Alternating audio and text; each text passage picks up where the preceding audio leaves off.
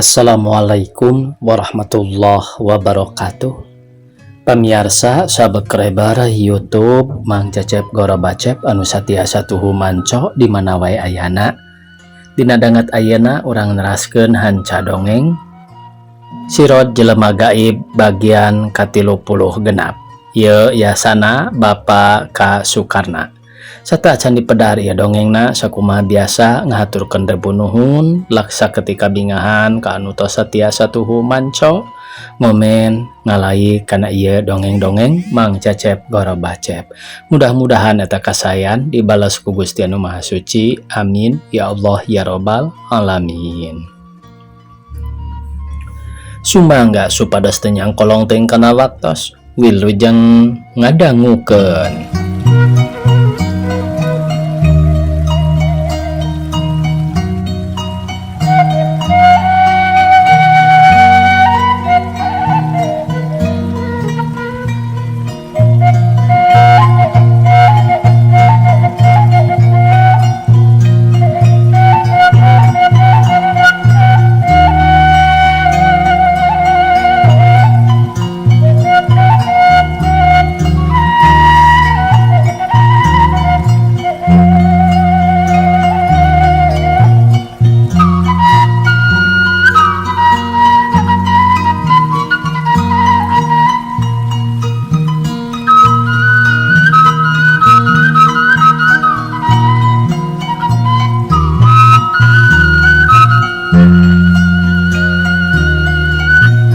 Tungtungna indung jeung anak harita paungku-ungku ditinggalkeun ku Sirot teh manehna teu bisa balik asa sarungkan hoream. Tapi dipikir-pikir mah didinya oge percuma bisi aya nu kacai meureun nanya ka manehna nu matak wayahna bae sarungkan oge lalempang balik deui ka imahna. Beuki lila beuki barang nyeepon geus di imah sarta harita papanggih jeung bapana nu keur nunggu. Atuh ari lol, ari poku pada suki ditanya. Kumaha cenah Nyai? Pada suki bari ngareret ka incuna. Laras bah, pun anak teh dimandian ku Kang Sirot sarta anjeunna janji ka abdi. Yen lamun abdi geus bisa nganyahokeun saha anu sabenerna bapana Kamran, kakara abdi bada dibalikan deui. Tah kitu bah janjina teh. Kumaha ku Nyai disanggupan? Parantos disanggupan ku abdi teh Abah. Sareng abdi mah aya niat deui rek ngulik bag-bagan agama Islam sareng migawena. Syukur atuh ari kitu mah Nyai. Bae ku Abah didoakeun lahir batin dunya akhirat sing pinanggih jeung kabagjaan. Engke lamun ikhtiar teh. Teu aya lian Abah anu disuhunkeun ku abdi iwal ti pangdoa Abah sareng emak. Nyi epon bari terus ka dapur heula ari Padasuki jeung bojona terus kaluar are ka sawah. Samemeh jung ngomong kieu. Nyai, pek di imah jeung barudaknya, Abah jeung mana are ka sawah heula. Mangga Abah. Nyi epon jeung Atila harita teh di dalapur sigana mah rek ngaliwet bari arek ngangeun waluh. Teu lila jang Kamran hudang bari ceri ka indungna. Sarta manehna nyarita kieu. Ma hayang nginum. Ceuk jang Kamran ngomong nama geus bener tapi encan bentes pisan. Hayang eut kasep cai enteh bae nya. Nyi epon bari terus manehna nyecian cai sanggeus ku budak diinum terus jang Kamran teh dibawa keluar heula sarta dimandian di sumur. Ari geus dimandian terus disalinan sarta disisiran. Ma hayang amang diburuan jung kasep kada bisi dilodok soangnya. Ceuk Nyi epon sarta terus manehna mah neruskeun digawena di dapur dibaturan ku Atilah. Ari jang Kamran mah diantep bae ulin sorangan da biasana. Keur ngaletek jang Kamran teh ulin diburuan anak jol harita kamin datang tas neangan dog hayam sarta menang opat siki. Keur nyuguh malam Jumaah titahan bapa manehna baranggok ningali Kamran belenyeh manehna seuri terus harita nyamperkeun. Tung kenal nilai ngeletek di buruan sorangan euy. Megat dewek abong tadi subuh-subuh nonjok ka dewek ilaing geuning cagor teh ayeuna mah. Cagor si buntung sia. Ceuk jang kamin ngaheureyan. Wah, ujang oge sanajan ramoan teu bisa mawa endog tah geuning eueuh kabisa. Waduh, nyebut ujang kawing ha. Napa ngerasa didinya tegas aki-aki gitu. Lamun bareta mah keur dugul pantes bae siga kolot. Abong-abong ayo nangos buukan sia. Ayo moyok mawandog sagala. Nabaco si laing mawandog. Babari ujang sok urang tumpangan mawandog. Lamun cek ujang uing teu bisa mawandog. Tapi cek uing mah bisa wani tumpangan. Si Kamran nyaritana teu pati bentes. Waduh, geus nyebut ujang deui bae tah si anak cengok teh. Sabaraha ratus tahun umur ilaing teh Kamran. Kadewek bet nyebut ujang. Si buntung sia. Kamin, cik Nyi Epon nyentak anu tita tadi oge geus ngintip lantaran Jang Kamin moyok anakna terus-terusan jeung sentak sengor sarta pok neruskeun omonganana. Nanaonan Kang Kamin bet ngahareuyan ka budak. Ngewa tuh tadi geus nonjok ka Akang, jawab Jang Kamin ngelemes eraheun ku Nyi Epon. Ayo urang tumpangan Jang. Tuh Nyi Epon, kumaha ka Akang geus nyebut ujang deui. Ayo tumpangan teh Jang, wani atawa henteu, cek Jang Kamran nanya deui. Naon anu dipake tumpanganna sia jelema? Teu jejeg, cek Jang Kamin nyorongot bakat ku ambak. Lamun uing teu bisa mawa endog anu opat, ko pindung uing mere. Tapi lamun uing bisa mawa eta endog nu opat, ujang ulah wani-wani hayang ka indung uingnya. Sabab lamun ujang kokoh bae hayang ka indung uing, engke endogna pindah ka ujang. Nyaan eta teh, cik Jang Kamin nyorongot. Nyaan, sok gara tunda tah endog hayam teh. Jadi sia, cik Jang Kamin teu loba pikiran serta sok endogna ditunda dina taneuh. Barang sok endog ditunda ku Jang Kamin dina taneuh terus bae ku Jang Kamran eta endog teh dicokot, tapi hiji-hiji bae. Gahap eta endog dicokot pal ditapelkeun na ceuli eta endog henteu murag atuh terus nyokot deui pal na ceuli nu kadua sarta terus dua deui dina leungeun duanana atuh endog nu opat teh opatanana kabawa. Bisanya ujang tak ayeuna ujang nu eleh, cek Kamran bari seuri kawas nu sulap bae atuh Jang Kamin olohok manehna teh daek ngomong tina bakat ningku heran. Sora angin nu ngahiuk nebakna tatangkalan kadenge peting keresek dangdaunan di adadu, tapi eta dangdaunan sorana henteu kadenge sabab Jang Kamin keur bengong berarah ngadengekeun sora dahan ting rarekot sora daun ting keresek.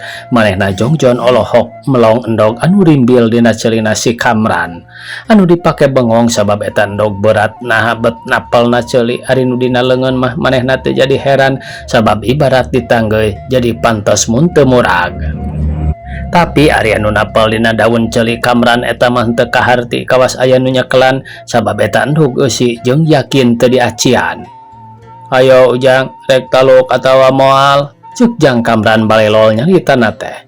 Waduh, ulah nyebut ujang atuh da geus kolot kula teh, geus kolot. Lamun nyaho mah beujeuhna jadi bapa maneh Kamran, ngarti? Wah, kolot oge uing mah nyaho samemeh aya ieu lembur oge. Uing mah nyaho kabuyut ujang oge. Uluh, ada ngomong teh gagabas ya.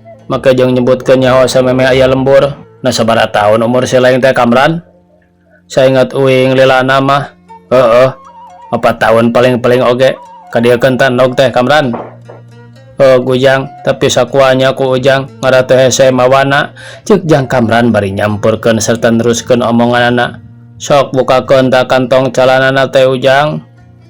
Jang Kamin teh penasaran terus kantong calanana harita ge dibukakeun atuh bus eta endog teh nu dicekel ku Jang Kamran diasupkeun kana kantong sarta sanggeus asup hiji terus anu hiji deui nu numpang lebah nu buntung dicokot ku leungeun kenca nu aya 2 ramuan sup ditungtut diasupkeun tepikeun ka opat endog kabeh geus disakuan.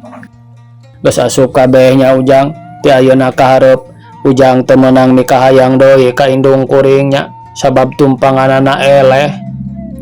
Wah, hayang bae sia buntung malaur siangan ngagokan bae ka aing teh. Dasar anak, cek Jang Kamin bari ret ngareret ka Nyi Epon sarta neruskeun omonganana. Mun ruang karepes ka dinya budak teh Nyai, sadog sok Kakang maneleuna oge, cek Jang Kamin bari ngajebian kawas nu sebeleun pisan. Kamin, teu meunang kitu tah omongan teh. Rek alus rek goreng oge da lain anak anjeun tapi anak kuring. anak kuring manehna teh Kamin? Nyaah kuring mah, nyaah, jawab Nyi Epon beri segruk cerik bakat ku perih hate meureun sarta gap nyekelan sirah budak. Terus diusapan bari dicengcerikan gog Nyi Epon cingogo bari terus ngomong deui. Jang Kamran anak emak ulah ngalayanan kolot Kasep. Kasep cenah sakitu siga anak embe teh, ceuk Jang Kamin beki sebelon sarta melototan kasih Kamran pok nuruskeun omonganana. Diboboy sia Kamran ku aing nya. Ujang, hati-hati sia nya nyarita kitu hayang dibere piro ku uing. Nah, maka jangan hati-hati segala sia, da aing mah teu piro.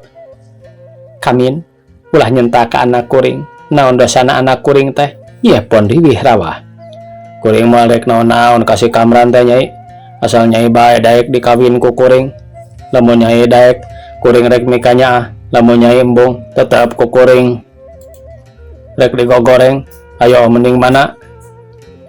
Tong dijawab mak keun ulang bale piro tah si Ujang teh. Bener sia hayang piro Ujang?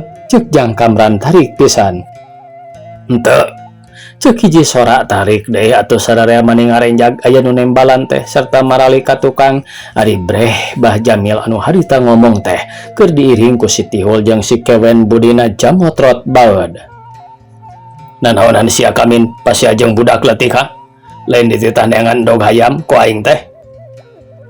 Tata si Kamran olo-olo abah kakolot teh ngoa bae jeung nyebut Ujang sagala piraku kuring teu ambak. Jawab Jang Kamin bari melotot ka si Kamran. Sing kira-kira sia ngalawan pelok mah. Ceuk aing ulah rek wani ganggu ka Nyi Epon jeung kulawargana. Ngarti eta henteu? Ngarti mah ngarti, tapi jawab Jang Kamin teh neruskeun omonganana. Ngarti. Ari omong mah sia, tapi teu ngarti deuleu. Mana dog hayam teh? Yo abah, jawab Jang Kamin bari ngodokan dog hayam dina sakuna. Tapi tetelan dog hayam teh opatanana oge geus eueuh atuh Jang Kamin luak liok neangan endog sarta rugup ragap kabeh kantong dikodokan. Mana? Kamana nya? Da tadi mah yakin disakuan ku abdi teh abah, tapi piraku murag mah da teu acan indit-inditan deui.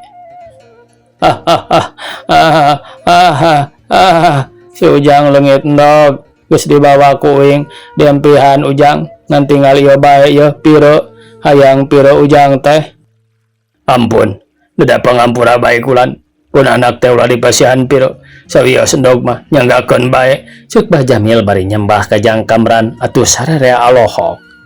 Diampura Jamil, wog aing rek balik ayeuna mah. Ceuk Jang Kamran bari seuri. Sanggeus Jang Kamran kitu mah Bah Jamil cengkat deui ret ka kenca ret ngatuhu ret neuteup ka Ujang Kamran anu harita ngarenghik ngajak balik ka indungna. Ma, hoyong ka ieu mah, ma. Jang Kamran ngarenghik. Hayang balik Jang Kamran? Tanya Bah Jamil bari neuteup.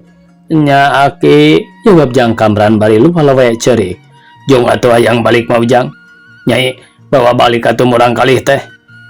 Mangga abah, jawab Nyi Epon bari jung mangku anakna terus dibawa balik ninggalkeun ka sararea.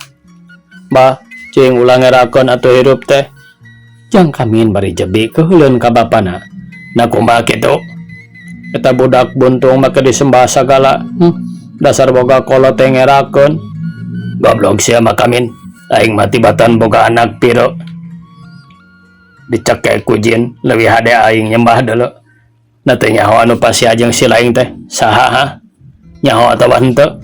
Lain Jang Kamran deuleu eta teh, lain bapana sia anu ngemprengan ka sia hayang kempreng deui ditambahan ku piro? Keun ku aing rek disambat deui ari hayang kitu mah. Lain Kamran, jawab Jang Kamin colohok. Nya, kamanatan dog hayam teh sia disumputkeun jurig deuleu, ngarti? Ih, abah ayo urang balik bah. Ti ayeuna ka hareup mah abdi moal deui-deui. Ceuk Jang Kamin bari pupurilitan kawas hayam ku cekak sieun ditoel ku jurig meuron. Kunaon ilaing teh ku kurilingan Kamin? Sieun kabongohan abah. Taluk abdi mah boga lawan nu teu katingal mah. Ayo ka ari mah sia. Dasar anak mentangul. Kana papata kolot teh loba pisan picilakeunana. Ceuk Bah Jamil bari ngaleos teh dituturkeun ku sararea. Sanggeus arasup ka imah gek maranehna dariuk ngariung di tengah imah paromana semu susah gara-gara na kamin. Atuh pok Bah Jamil ngomong suarana dumareda tina bakat ting handeul ku polah nu jadi anak. Kamin, sing hati-hati polah maneh nyilakakeun ka diri maneh pribadi.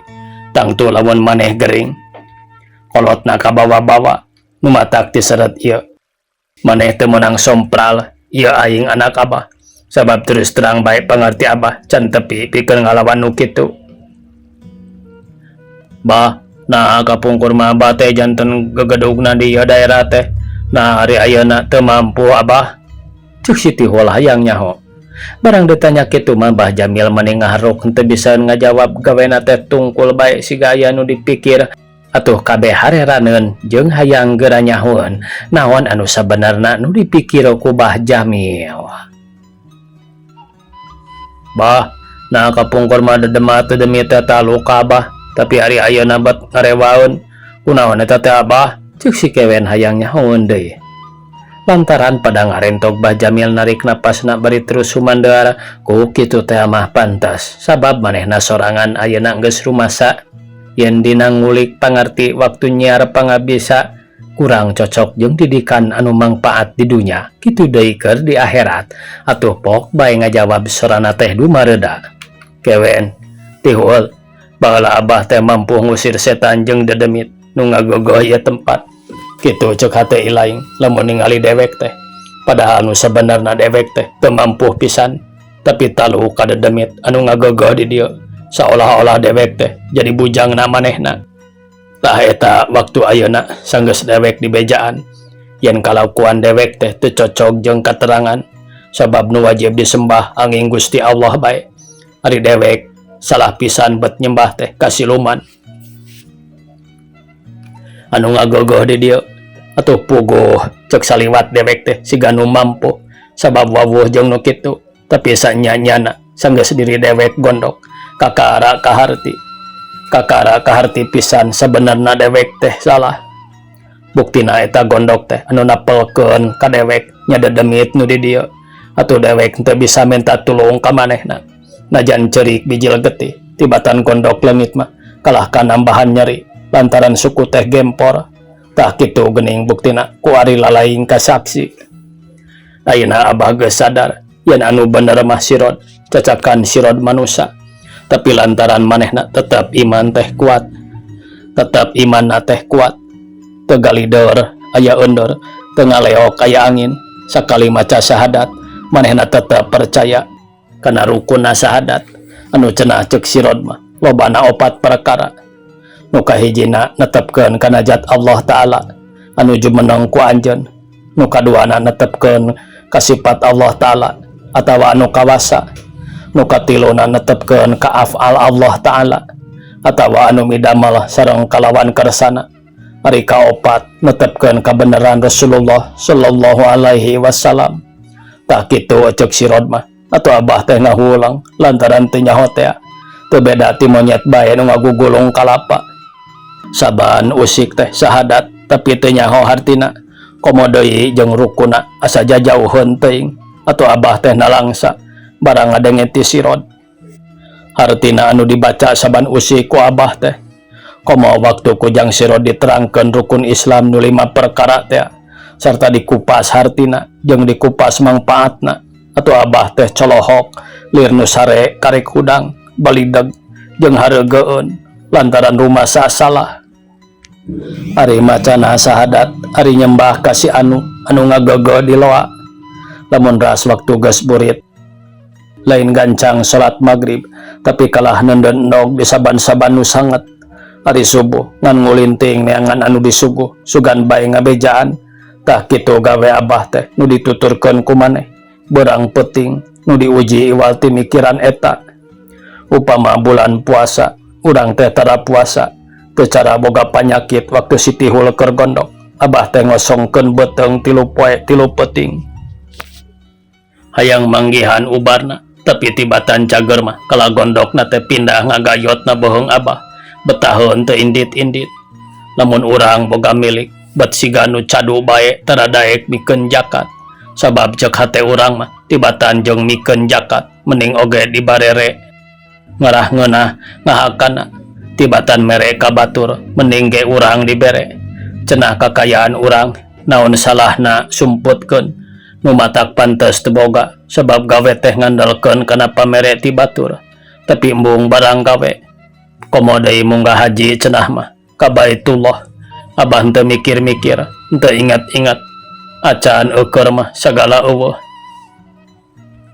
tapi waktu kujang sirod dikupas harti-hartina jeung dikupas mangpaatna abah teh tepi ka gering lantaran diri rumasa gede teuing boga dosa tah lantaran eta pisan ayeuna geus kolot oge abah teh ngarobah adat nu matak omat ilaing kudu nuturkeun ka abah anu geus kaliwat mah keun itung-itung keur contoh ayeuna mah nu kahareup ku urang teh urang ulik bag-bagan agama Islam urang sing tepi ka bisa maca Quran kudu lancar geus kitu terus hartina geus ngarti pek mangpaatkeun ka harti barudak kana tujuan abah cuk Bah Jamil nutup carita anak bari neuteub ka sararea kartos abah cuk si Tihul jeung si Kewen mani barang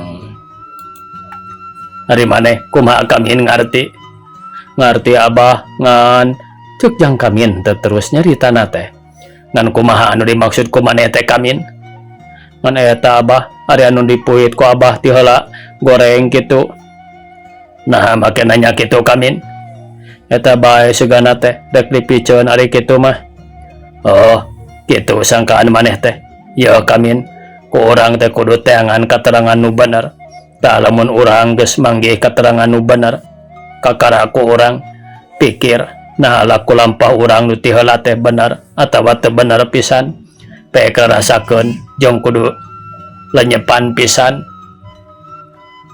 eta cok pangemot abah bener henteu ilmu urang nu kapungkur teh abah si Kewen Malik nanya ieu Kewen bareto mah ilmu urang karasana ku urang teh benerna kaliwat saking tapi kabeneranana ngadadak laas ku gondok sabab urang geus bukti teu bisa ngubaranana jadi tetela kaharti urang masih kakurangan ari anu kakurangan tandana teh acan bener can kelop jeung nu dimaksud tapi ari ku sirod mah geuningan siga babari teu kudu hese beleke teu kudu jeung huak hau kawas kapanggih koncina da buktina ngan sakilat gondok abah bisa cager kempreng jang kamin ge kitu padahal manehanana saeutik dian teu ujub sabab jok pikiranana nu ujub rek nyasamian ka Gusti nu Maha Suci sabab mung anjeunana anu maha uninga mah malah kagungan uninga ari manusia mah bukti henteu daya teu upaya